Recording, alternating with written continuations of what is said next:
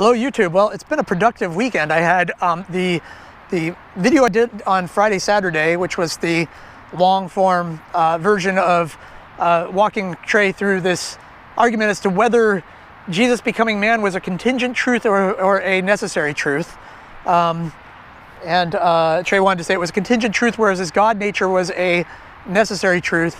And I argued that they're both necessary. And really that argument was, that whole thread was more about pointing out Trey's special pleading, that if I granted him all these ridiculous things, allowing him to try to make his point, that this was a contingent truth, just granting him anything that didn't beg the question. And that's really the way you should do an internal critique. And I enjoyed that a lot. It took a lot of discipline to not get sidetracked. I had to really read each post and see if he was going to draw me off course and to stick to the point, not get distracted, essentially. And that's what you need to do with Trey. You need to hold his feet to the fire, get clear definitions, make him pay for his words, because he needs to back up what he asserts. He can't kind of hand wave. And I think too many people chase him down these rabbit holes and are too concerned about calling out every single thing. And I think you can kind of grant a lot while staying on the point.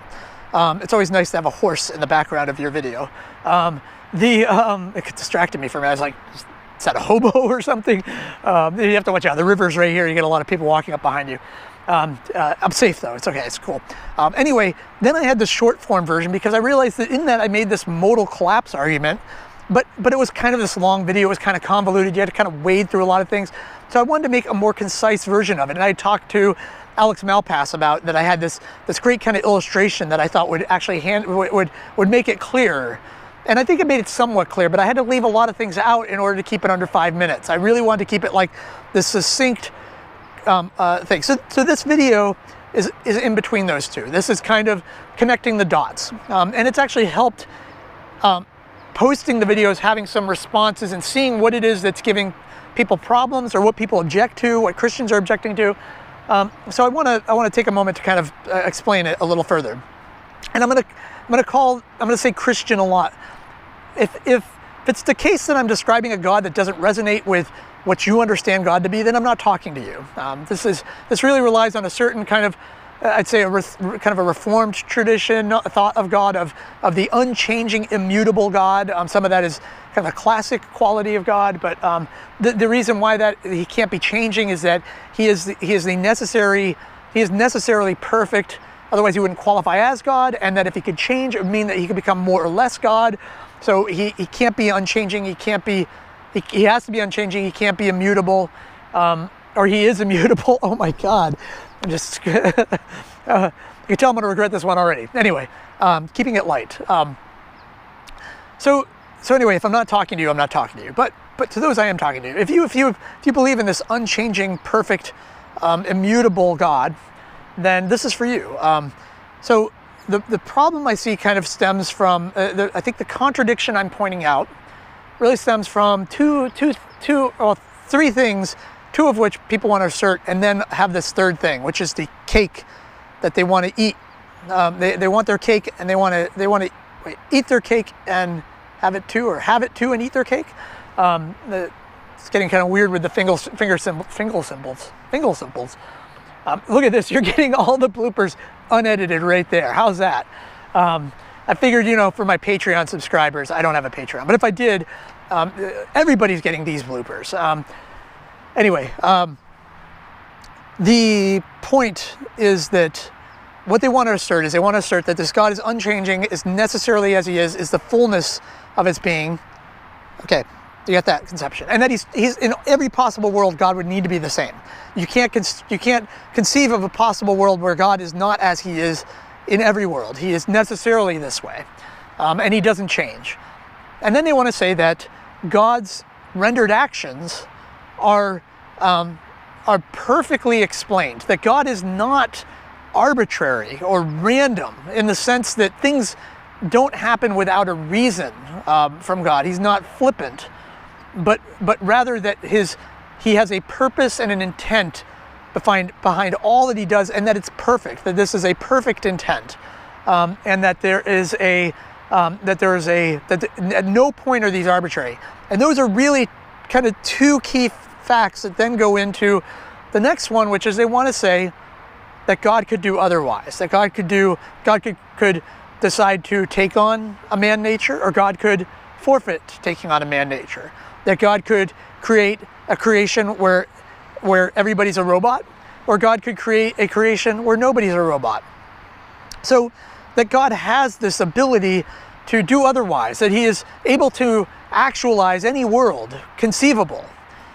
And what I argue is that there's a contradiction entailed in there, because God is the fullness of all states, that he is the fullness of all being, he is the fullness of existence, he is the maximal, perfect, whatever that means. We don't even have to define it. We just have to say that God has nature X, and nature X doesn't change, and nature X is in all worlds. Then we want to say that every act he has is fully explained. Well, if God is the totality of existence prior to acting, prior to creating, prior to setting forth, God would have within him, intrinsic to him, the explanation for every action. And because that intrinsic nature is the same in all possible worlds, the action would be explained, the explanations would lead to, or the reasons would lead to an action on God's part that would be the same in all possible worlds, because there would be no explanation by which it could be otherwise. There would be no other better explanation, because it would be the same in all worlds, right?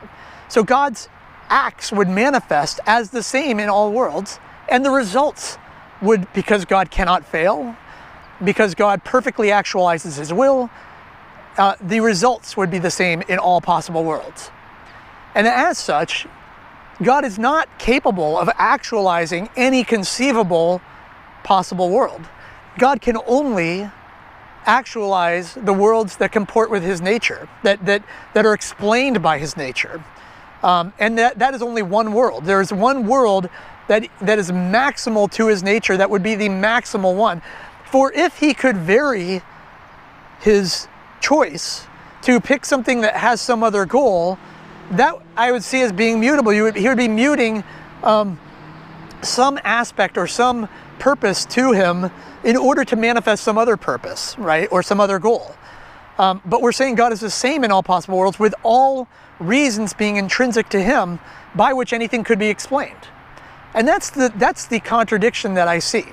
And as such, because the results are necessary from the necessary acts from the necessary God, who is the same in all possible worlds, that would mean that if it's the case that such a God exists, and we're living in that necessary universe, were it the case that I'm not recording this video, God would not exist. He is contingent on my doing this in order to exist. Now, it's not a causal. People get really worked up about this. It's not a causal contingency, because causes. I'm not saying the effect explains the cause, but I'm saying that the effect is necessary for it to be a cause. And I'm saying that that were things otherwise, God would not be. Now, people have a real allergy to that. They get really worked up about this, and they wanted to invoke. I basically would run the argument and say, well, okay, we're saying that would you agree then that all of God's actions are explained? They have explanations. And they say, oh, of course, he's not arbitrary. He's not arbitrary. Well, if he's not arbitrary, he's got explanations. So prior to creating with nothing extrinsic, what would explain his actions? What would be in existence that could explain his actions? Well, it would have to be his nature. His nature is the only thing in existence. His existence, his being, is necessarily the same in all worlds, is the only thing that could explain his action. Okay, well, that's great. And then they'd say, well, but maybe it's, maybe there's some other variable. And I ask what that would be. They say, well, this passion that he has, or this interest, or this some other, by virtue of some other thing. But that some other thing would be part of this immutable God. It would be something intrinsic to God that would be the same in all possible worlds. I really don't see a way around this. It basically means that if God exists and is necessarily as he is, he basically just has this nature, and everything has to go as it is. Jesus had to take on the nature of man. That was a necessary truth. Everything becomes this necessary block. And the way I think about it is like a ruler. The ruler exists as a block, but there's a first inch that comes before the 6th inch, but you can't have the ruler without the 12th inch, or you can't have it without some length. So it's a little, or like a race. You could say, well, we can't have a race if there's not a beginning and an end. If there's only a beginning, it's not a race, right? If there's no end, then it's not a race. So essentially I see it that way, that there's a logical contingency at work here, such that God cannot do otherwise, and such that were the case otherwise, and that, this shouldn't be shocking to anyone, but should things be other than they are, it would entail that God not creating. That seems somewhat trivial to say, but it leaves a really bad taste in their mouth, because I think it's similar to the reason why we push back on this notion that we are determined by reasons to will certain things, or states outside of ourselves. But the funny thing is, we don't want to say that we're arbitrary. We don't want to say that there's essentially Christians, and I think a lot of people want to argue for the principle of sufficient reason, that every fact has a sufficient explanation for why it is the case. That is the principle of sufficient reason. And Christians use these, like Leibniz, there are Leibnizian forms of contingency arguments that use this principle of sufficient reason to get from the current state back to the necessary God. But the thing is that then if you get there, and you look at it, the entire thing is necessary. And I'd argue it's the same with a Thomistic kind of causal contingency. It's just the causal nature of A explaining B, and makes people not appreciate the bidirectionality of the contingent necessary qualities. Anyway, this is now going on 12 minutes. Hopefully that explication or that elucidation helped kind of flesh out the concept a little bit more.